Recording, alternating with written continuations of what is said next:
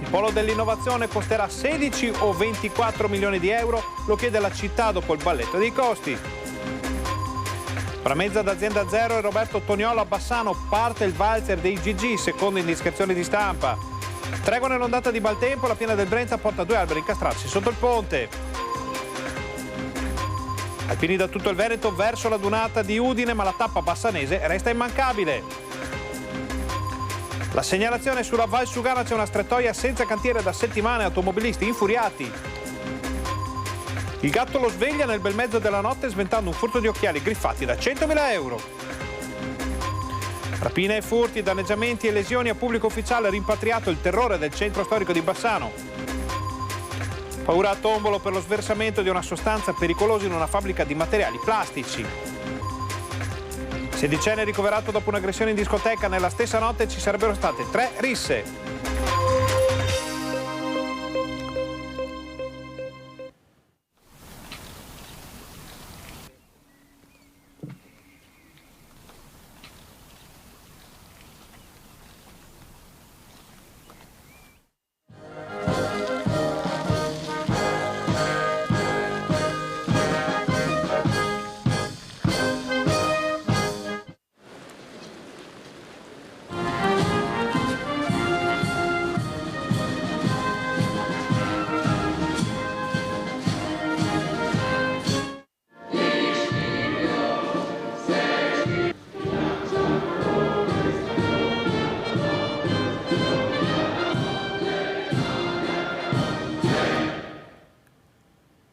Buonasera, benvenuti al TG di Bassano. Avete visto la nostra copertina dedicata alla dunata degli alpini di Udine. La dunata delle penne nere è iniziata con l'alzabandiera, è iniziata con la commemorazione dei caduti al Sacrario di Re di Puglia. Tantissimi gli alpini che si stanno recando a Udine, ma una tappa bassanese è davvero immancabile.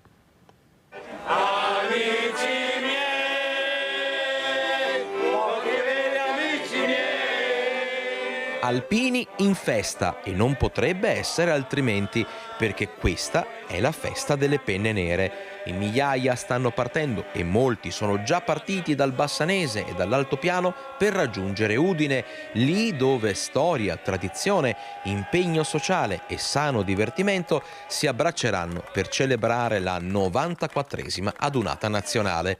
Stamattina a Bassano 3 gruppi di Asiago, Stoccareddo e Camporovere hanno condiviso con noi una tappa del loro viaggio. Siamo fermi qua a Bassano per il classico spuntino, sarà una bellissima adunata, pioggia, non pioggia, noi siamo pronti, attrezzati e andiamo. Spuntino a Bassano a base di cosa? Soppressa e formaggio asiago chiaramente. Scorte in abbondanza anche per eventuali scambi con gli alpini a Udine. Una 50ina di penne nere, giovani e veterani come Vittorio Pesavento di 86 anni. Qual è il segreto per continuare ad avere tutto questo entusiasmo? A lavorare. Uno che lavora sta bene e uno che fa niente si ammala. Orgoglio e fierezza alpina al punto da presentarsi così. Lucio Spagnolo, anche sindaco di Rozzo. Anche sindaco di Rozzo, perché è più importante essere alpino.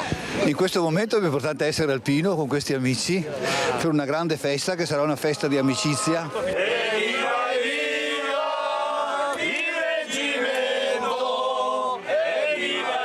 Allora la festa è già iniziata, gli alpini sono pronti a partire, non ci resta che dire viva gli alpini!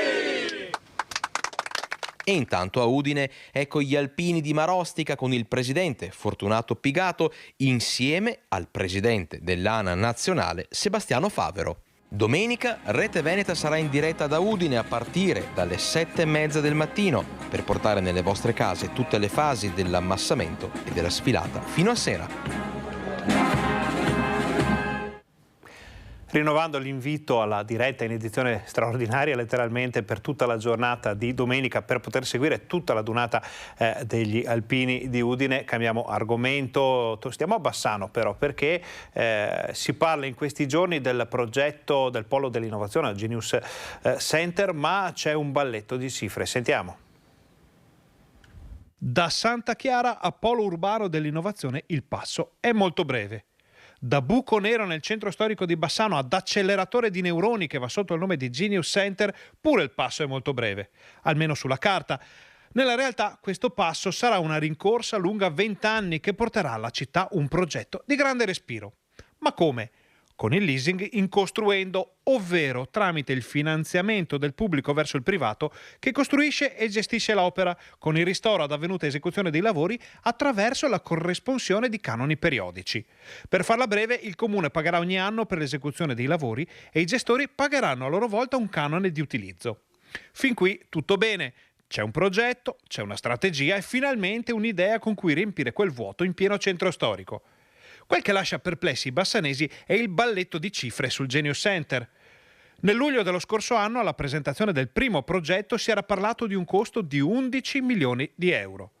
Qualche tempo dopo, il vice sindaco dimissionario Roberto Marin aveva detto che il progetto ne sarebbe costati 20 di milioni.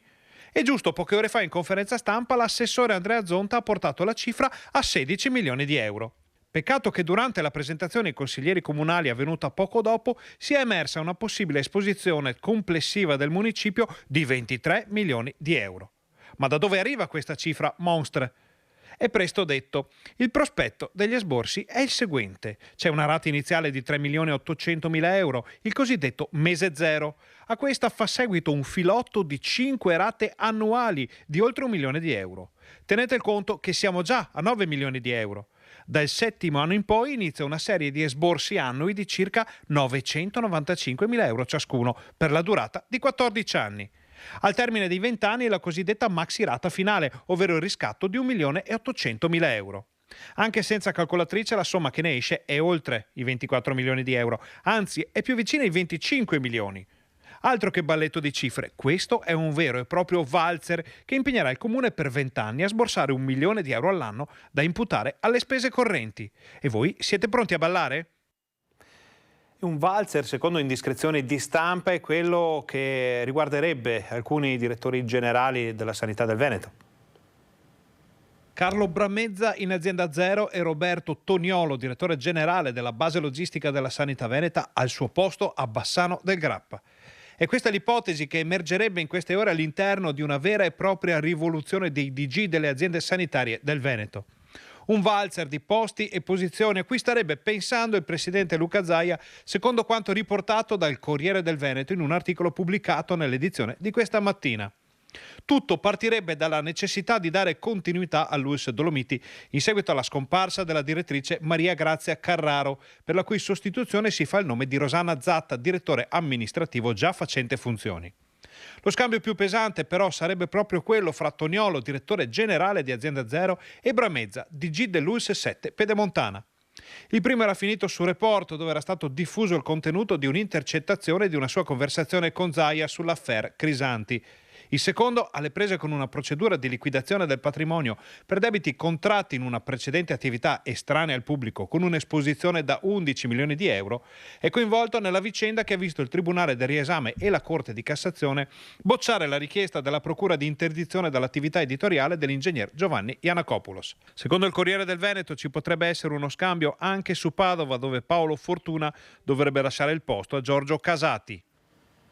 Cambiamo decisamente argomento, torniamo a Bassano, torniamo sul ponte degli Alpini perché la Brenta in questi giorni sta portando giù un po' di alberi, rami secchi, vediamo cosa succede. La pioggia di questi giorni ha dato sollievo all'agricoltura, scombussolato più di qualche evento in giro tra i comuni del territorio e portato con sé, come spesso accade, rami e tronchi sulla Brenta. E proprio come già successo qualche mese fa, capita che arbusti e alberi si incaglino alle stilate del Ponte Vecchio. Ecco la situazione oggi, dopo 2 giorni in cui questi tronchi sono lì, in attesa che il fiume li porti via o che l'amministrazione comunale decida di far intervenire i sommozzatori della protezione civile o dei vigili del fuoco. Un copione, come detto, già visto. Ricordate Roberto Verin, l'ultimo Brentarolo? Lui che aveva scoperto un albero incastrato sotto il ponte e dopo aver cercato aiuto dalle parti di via Matteotti decise di rivolgersi a noi di Rete Veneta.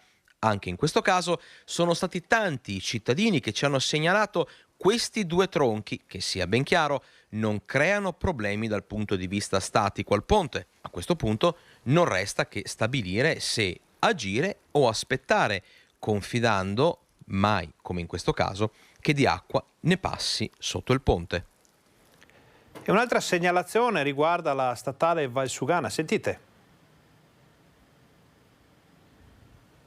Vorrei segnalare una situazione di pericolo che persiste da mesi e mesi sulla statale 47. A scriverci un nostro telespettatore che denuncia un passaggio pericoloso lungo la statale Valsugana, a 500 metri dall'uscita di Romano Nord. Un cartello che avvisa gli automobilisti di un cantiere in corso, un perimetro delimitato da diversi segnalatori luminosi, ma che da mesi non presenta alcun intervento. Un punto della corsia diventato pericoloso, frenate, cambi improvvisi di direzione, ma soprattutto, come segnala il telespettatore, nulla si muove ormai da molto tempo. I cittadini ce l'hanno segnalato e noi, come sempre, chiediamo risposte a chi di dovere.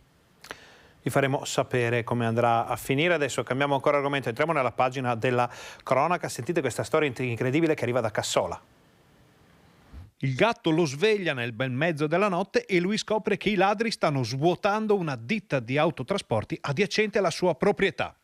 È successo questa notte in via De Gasperi a Cassola, dove un residente ha scoperto un maxi furto in corso alla ditta di trasporti TM Marchiori, proprio grazie alle insistenze del suo amico a quattro zampe. L'uomo ha infatti sentito dei rumori provenire dal suo giardino, gli stessi che avevano messo in agitazione il gatto, e si è accorto che nella proprietà c'era un via vai di sconosciuti che utilizzavano le sue carriole per prelevare la refurtiva dal capannone della ditta di trasporti e depositarla in un furgone parcheggiato in strada. I visitatori notturni avevano tranciato un pezzo della recinzione per raggiungere il magazzino della ditta, dove il telo di un camion era stato tagliato per poter mettere le mani più facilmente sulla merce stipata nel rimorchio.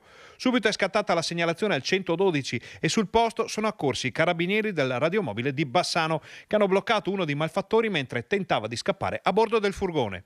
I complici si sono dati alla fuga nei campi vicini e non è stato possibile acciuffarli.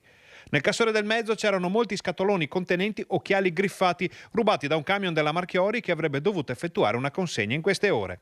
Il valore della refurtiva si aggira attorno ai 100.000 euro. L'arrestato è un 31enne di origini romene che è stato processato per direttissima al Tribunale di Vicenza e condannato a 1 anno e 7 mesi di reclusione più una multa di 400 euro. È già stato rimesso in libertà. E la polizia ha invece fermato una persona molto nota alle forze dell'ordine. Clandestino e pregiudicato, viene identificato dalla polizia e portato in un centro di permanenza per i rimpatri.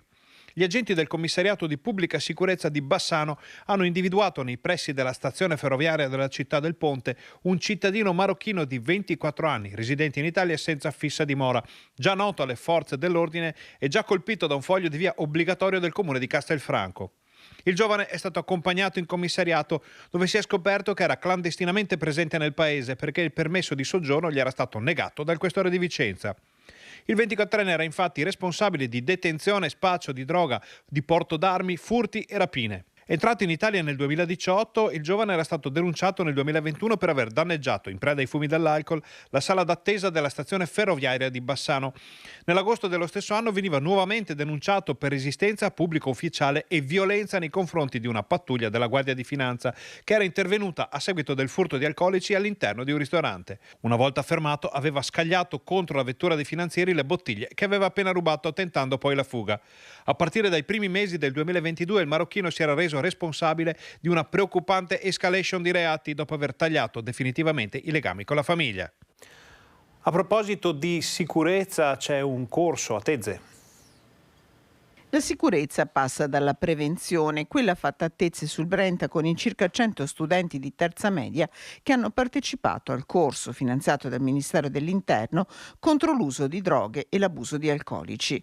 Un tema molto sentito nel comune pedemontano, dove nei giorni scorsi è girata sui social la foto di un presunto ladro che si aggirava nei giardini nella zona di Stroppari e a fine anno si erano fatti i conti con il vandalismo che aveva causato danni a un capitello votivo.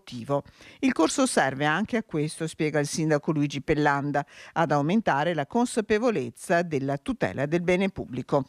Le finalità erano quelle di far capire ai ragazzi quali sono i pericoli a cui vanno incontro nel momento in cui si approcciano a sostanze stupefacenti o anche ad alcolici. Un altro scopo è proprio quello di far capire ai ragazzi che le istituzioni ci sono e sono lì per aiutare loro, per aiutare le loro famiglie, per aiutarli nella crescita. Rush finale per la tornata elettorale. Andiamo a Rossano. Ormai il voto è dietro l'angolo e anche Rossano Veneto si prepara alle sue elezioni comunali.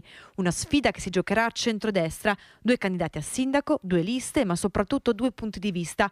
Se da una parte la squadra di Marco Zonta guarda la continuità, il candidato sindaco Davide Berton punta a un cambio di passo. Abbiamo bisogno, dopo 10 anni di amministrazione continuativa, di portare forze nuove in Consiglio Comunale. A Rossano è indubbio che è necessario correre e finire le opere pubbliche iniziate, ma poi servono asfaltature. Tutte le strade di Rossano Veneto sono da manutentare, non è più stato fatto asfalto. Serve un cambio di passo forte anche in questo, con un piano quinquennale ma dispalmato su ogni anno di asfaltature di manutenzioni stradali. Inoltre vogliamo realizzare un nuovo centro sportivo a nord delle scuole. Questo centro sportivo avrà campi da tennis, da padel, da calcetto, da basket, da pallavolo, un bar. Sarà un luogo di ritrovo per i giovani e per le famiglie, gratuito al mattino per le scuole, al pomeriggio per i ragazzi, la sera a pagamento per chi può permettersi di andare a giocare a calcetto a pagamento e che oggi deve purtroppo andare in un altro comune perché a Rossano mancano degli impianti sportivi. Andiamo a 9 per vedere la situazione. Poche ore e 9 saprà chi tra Franco Bordignon e Luca Rebellato la spunterà nella corsa alla poltrona di sindaco. Bordignon punta sulla volontà di rilanciare un paese rimasto per mesi in stand-by. Ritengo che l'esperienza della pandemia, poi l'esperienza anche traumatica dell'interruzione dell'amministrazione Campagnolo abbia prodotto un po' di lacerazione all'interno del tessuto sociale.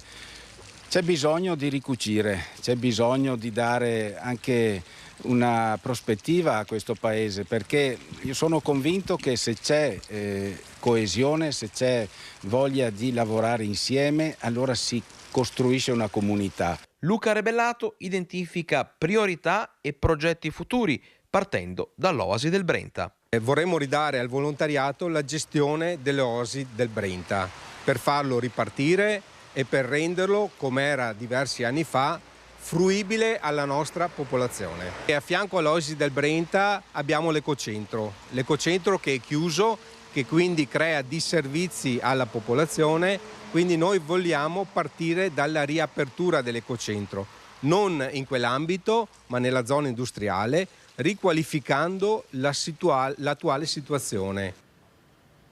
E ora vediamo tutte le altre notizie dal territorio.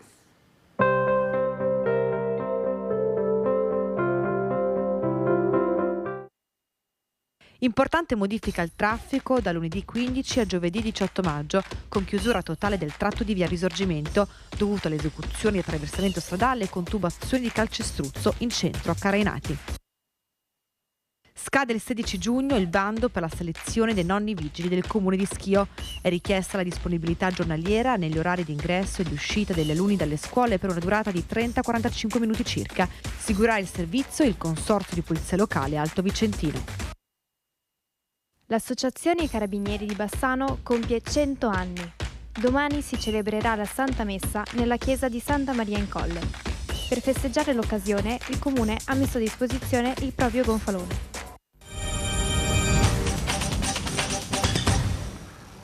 Paura a Tombolo questa mattina per lo sversamento di sostanze chimiche. L'intervento è scattato alle 10 in questa azienda che produce poliuretano espanso in via Sant'Antonio a Tombolo. Un errore tecnico ha causato uno sversamento anomalo di meltidisocianato, una sostanza di media pericolosità. Immediato l'intervento dei tecnici dell'azienda, a cui si sono aggiunti i vigili del fuoco di Cittadella e del distaccamento NBCR di Mestre insieme all'ARPAV. Nella zona interessata sono state posizionate panne di contenimento, ma da subito tutti hanno tirato un sospiro di sollievo. Pericolo rientrato. Sì, per fortuna dai primi allarmi sembrava una cosa di una certa gravità. Dopodiché sono intervenuti tutti gli enti preposti, l'ARPAV, i vigili del fuoco e i tecnici dell'azienda, e abbiamo constatato che il materiale che è fuoriuscito è di modesta pericolosità. Fondamentale la collaborazione e la preparazione tecnica dell'azienda. I sistemi di sicurezza erano perfettamente funzionanti, sicché il materiale è fuoriuscito ma è andato su delle vasche di contenimento e non è entrato in contatto con la falda e con l'acquedotto. Di conseguenza adesso si sta procedendo ai rilievi del caso insieme con l'ARPAV. In azienda si lavora adesso per il ripristino della piena operatività in totale sicurezza nel giro di circa 48 ore. Sempre nell'Alta Padovana arrivano importanti novità riguardanti il pestaggio di un minorenne in una discoteca. 3 risse nella notte tra sabato e domenica all'Ostoria di Santa Giustina in Colle. Questo starebbe emergendo dai riscontri dei carabinieri sulle telecamere di videosorveglianza del locale dopo l'apertura di un fascicolo per lesioni gravi da parte della procura. In una di queste risse potrebbe essere stato coinvolto lo studente sedicenne ancora ricoverato in ospedale a Padova dopo l'intervento d'urgenza domenica mattina per rimuovere un ematoma extradurale causato da un violento colpo alla testa. Secondo le prime ricostruzioni, il giovanissimo, arrivato nel locale con 2 amici, sarebbe stato aggredito da un altro gruppo di persone. Dalle parole si sarebbe passati alle mani. Ad avere la peggio il sedicenne, colpito forse con un corpo contundente e una volta riportato a casa, soccorso dai genitori che hanno chiamato il 118. La procura ha acquisito la cartella clinica del ragazzo, mentre i carabinieri continuano a sentire tutto il personale impegnato nel locale durante la serata che aveva portato nella discoteca di Santa Giustina in Colle 850 persone. Questa era l'ultima notizia del nostro telegiornale. Vi ricordiamo che questa sera alle 21:15 il nostro direttore Luigi Bacciali avrà ospiti a Focus in una puntata decisamente interessante, visto tutto quello che sta succedendo con l'attualità, la politica in Veneto e in Italia. Fabiano Barbisan, Fabio Crea, Luca De Carlo, Silvia Annalin, Ivan Palasgo, Lucia Tundo, Massimo Venturato, Andrea Martella e Jonathan Montanariello. Grazie per essere stati con noi, vi auguriamo una buona serata, vi lasciamo al meteo.